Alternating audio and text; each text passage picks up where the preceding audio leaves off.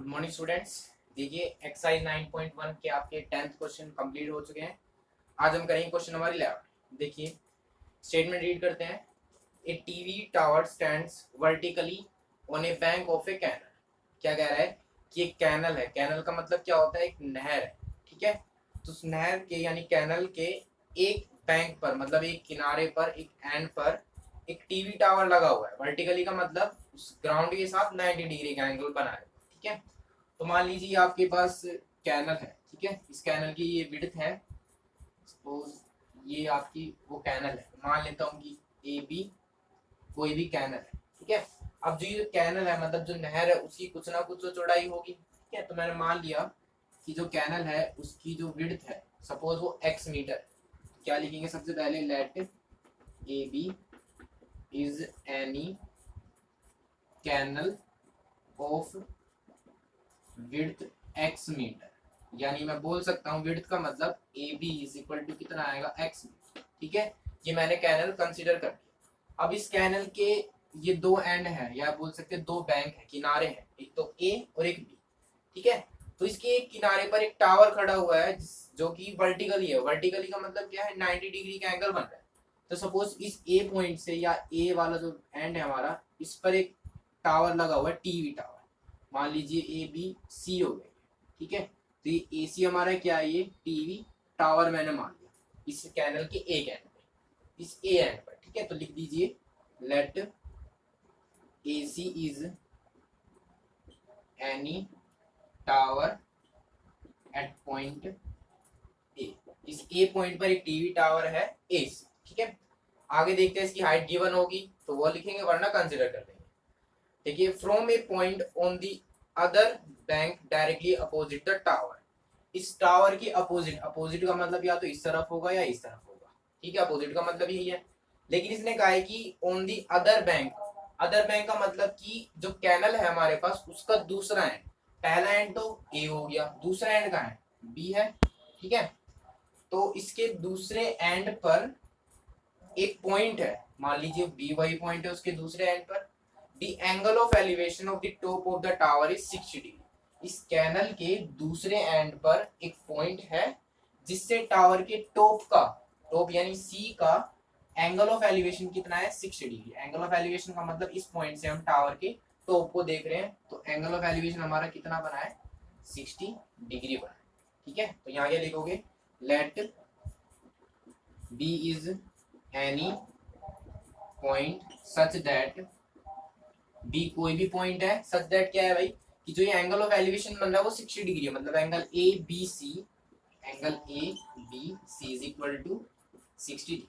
ठीक है, यहाँ तक कैनल के दूसरे एंड पर कोई पॉइंट था, उससे टावर के टॉप का एंगल ऑफ एलिवेशन 60 डिग्री हमें गिवन था। तो यहाँ तक का डायग्राम ये बना। आगे बढ़ते हैं। From another point 20 metre away from this point. इस पॉइंट से 20 मीटर अदर यानी 20 मीटर डिस्टेंस पर, इस पॉइंट से 20 मीटर की दूरी पर एक और पॉइंट है। अब वो 20 मीटर कहीं भी हो सकता है, इस डायरेक्शन में भी हो सकता है, इसमें भी, किसी भी डायरेक्शन। तो डायरेक्शन देख लेते हैं आगे क्या कह रहा है। From another point 20 metre away from this point on the line joining this point to the foot of the tower. इस पॉइंट को जो टावर से ज्वाइन करने वाली लाइन है, ठीक है, टावर के बॉटम को और इस पॉइंट को ज्वाइन करने वाली जो लाइन है, उसी लाइन पर 20 मीटर अवे कोई पॉइंट है। तो इसी लाइन पर मतलब इसको मैं आगे एक्सटेंड कर देता हूँ कितने मीटर तक? 20 मीटर तक। सपोज इस बी से लेकर हम इस पॉइंट तक आगे, इसको मान लेता हूँ मैं डी पॉइंट है, जो कि कितने डिस्टेंस पर है? 20 मीटर। ध्यान से सुनना, इसने कहा है कि इस पॉइंट से 20 मीटर दूरी पर कोई एक पॉइंट है। कहां पर है वो? इस लाइन को एक्सटेंड करने पर। ठीक है, तो इस लाइन को मैंने 20 मीटर आगे एक्सटेंड किया तो वो पॉइंट हमें कहां मिल गया? डी पॉइंट मिल गया। ठीक है, तो क्या कह रहा है फिर उसके आगे? The angle of elevation of the top of the tower is 30। अब इस पॉइंट से एंगल ऑफ एलिवेशन आपका कितना गिवन है? 30 डिग्री, यानी कि इस सी पॉइंट को आप इस तरह से यहाँ पे ज्वाइन कर लीजिए, तो ये एंगल ऑफ एलिवेशन कितना बन गया? 30 डिग्री। ठीक है, लास्ट क्लास में हमने बताया था कि जो पॉइंट बिल्डिंग से या टावर से जितनी दूरी पर होगा उतना ही एंगल ऑफ एलिवेशन कम होगा। देखिए ये पॉइंट बिल्डिंग के यानी जो टावर है उसके ज्यादा क्लोज है, तो इसका एंगल 60, और थोड़ी दूर चले गए तो एंगल कम होता चला गया ना। तो वही थ्योरी है, जितना ज्यादा पास होगा उतना ही ज्यादा है, और जितना ज्यादा दूर उतना ही कम है। ठीक है, फिर क्या कह रहा है, find the height of the tower and the width of the canal. आपको टावर की हाइट और इस कैनल की विड्थ यानी कि x फाइंड आउट करना है। तो टावर की हाइट मान लेता हूँ कितनी हो जाएगी, h मीटर, ठीक है। सपोज ये टावर है, इसकी हाइट आपकी h मीटर।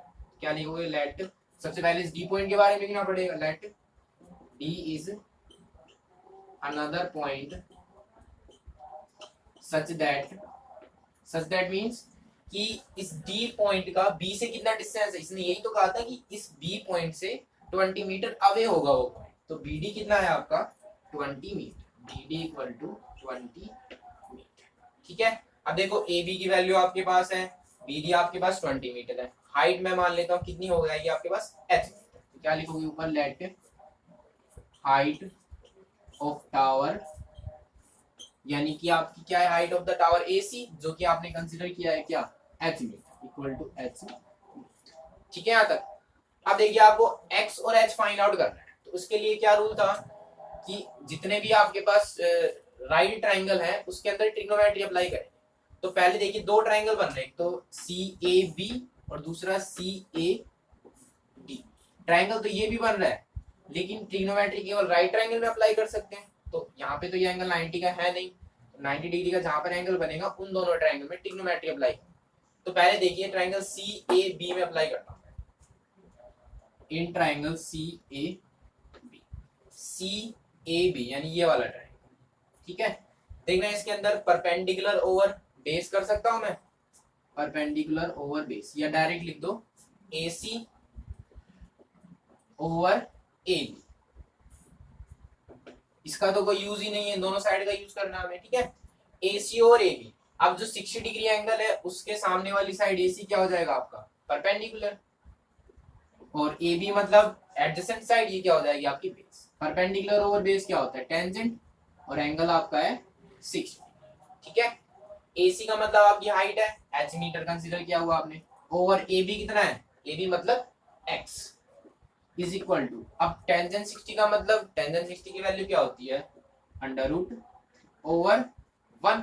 अब यहाँ पे क्रॉस मल्टीप्लाई कर दीजिए इस तरह से, x की √3 से मल्टीप्लाई कराओगे तो x√3, h की 1 से h। इसको मान लीजिए इक्वेशन नंबर फर्स्ट, क्योंकि ना तो x की वैल्यू ना h की वैल्यू है। अब दूसरा ट्राइंगल देखते हैं, सेकंड ट्राइंगल क्या है, इन ट्राइंगल CAD। अब जो ये बड़ा वाला राइट ट्राइंगल है उसमें अप्लाई करेंगे CAD, सेम वही देखिए रूल, AC ओवर इस ट्राइंगल CAD के लिए बेस क्या हो जाएगा, ये कंप्लीट हो जाएगा बेस आपका बड़े वाले ट्राइंगल में, यानी A से लेकर D तक का डिस्टेंस AD, तो वही बनेगा परपेंडिकुलर ओवर बेस यानी टेंजेंट।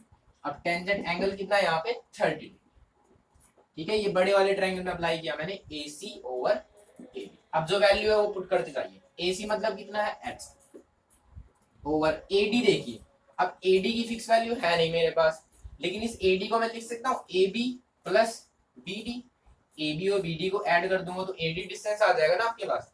अब AB का क्या मतलब है x और BD का क्या मतलब है 20, तो इसका लिख दो x प्लस 20, डायरेक्टली मैंने कर, ठीक है।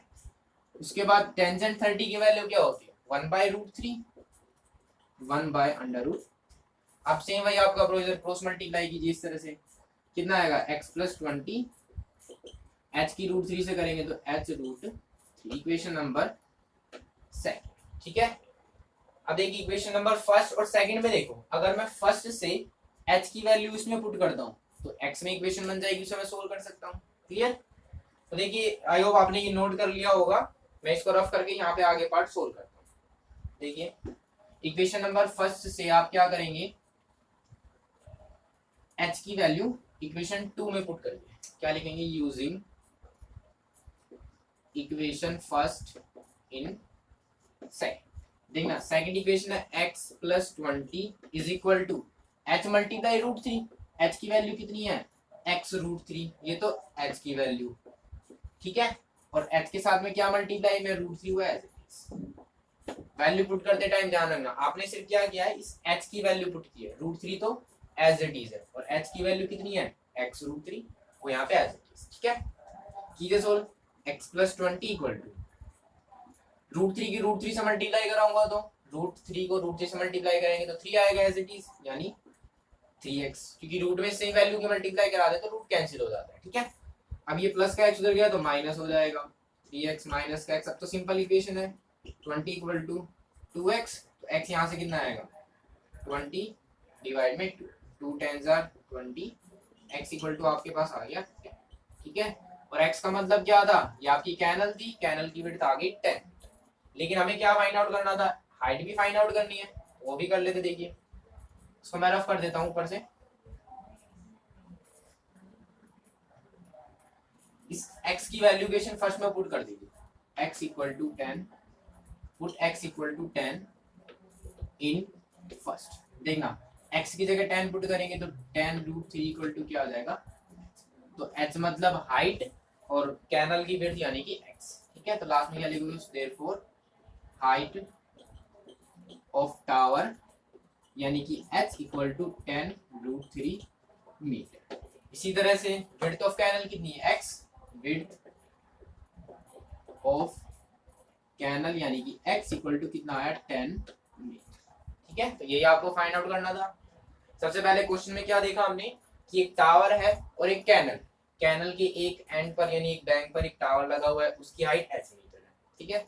कैनल की विड्थ आपने मान ली x मीटर, तो कैनल के दूसरे एंड पर, ये तो पहला एंड हो गया, दूसरे एंड पर एक पॉइंट है, उससे टावर के टॉप का एंगल ऑफ एलिवेशन, तो टावर के टॉप को ज्वाइन कर दिया, एंगल ऑफ एलिवेशन बना 60 डिग्री, यहाँ तक क्लियर। फिर उसने उसी में कहा कि भाई जो बी पॉइंट है उससे 20 मीटर डिस्टेंस पर एक और पॉइंट, तो बी से 20 मीटर आगे मैंने ये पॉइंट ले लिया। अब उसने ये भी कहा कि इसी लाइन पर होना चाहिए जो टावर के फुट से ज्वाइन करती है, इसी लाइन को आगे बढ़ा दे कितने मीटर तक, 20 मीटर, इस पॉइंट से 20 मीटर आगे, तो ये डिस्टेंस आपका 20, ठीक है। फिर इस पॉइंट से एंगल ऑफ एलिवेशन टॉप का कितना था 30 डिग्री, तो इस लाइन को ज्वाइन कर दिया। अब डायग्राम कंप्लीट, एक ट्रायंगल बन रहा है CAB, दूसरा CA, दोनों में ट्रिग्नोमेट्री अप्लाई किया, फर्स्ट इक्वेशन आई आपके पास x root 3 equal to h। फिर जो बड़ा वाला ट्रायंगल उसमें अप्लाई किया, यहाँ से सेकंड इक्वेशन आ गई, फर्स्ट का यूज किया, सोल्व किया, x आया, x की वैल्यू फर्स्ट में पुट की, वहां से h आया, ठीक है। तो इतने क्वेश्चन कर लिया आपने, आपको क्लियर हो गया होगा कि अगर डायग्राम आ गया समझ में तो क्वेश्चन इजीली कर सकते। सब में यही कर रहे हैं हम, दो ट्रायंगल लेने हैं, दोनों में ट्रिग्नोमेट्री अप्लाई करो, अपने आप पता लग जाएगा कैसे सोल्व करना है। बस मेन है कि ये डायग्राम कैसे बनाना है। तो जितना था स्टेटमेंट है उसको रीड करो, एक बार, दो बार, तीन बार, चार बार, जितनी बार भी हो, उसके बाद खुद डायग्राम बनाओ और फिर उसको सोल्व करने का ट्राई करो। Okay students.